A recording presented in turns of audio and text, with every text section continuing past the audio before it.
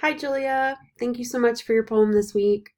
Um, I wanted to start with your questions. What is an occasion that could have caused the writing of this poem? I'm of two minds. One mind says, perhaps this is for a celebration like a wedding or Valentine's Day. And then the other half of my mind thinks, maybe this was written in response to an argument, right? Like a lover's quarrel, and a way to sort of process that quarrel and communicate with the other person in the relationship. Those are my thoughts. Did the poem make adequate use of rhyme and repetition? Yeah, I think it did. However, my thoughts are, what could happen if you plunked this into, if you took this poem and you actually experimented with a more stringent form?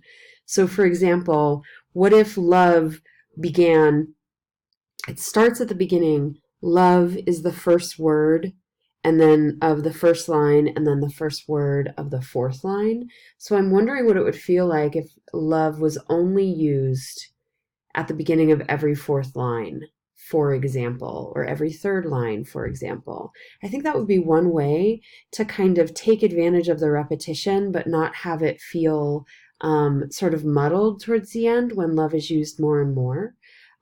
So an opportunity to experiment with your poem, and I hope that feedback helps. Hope you're having a great week.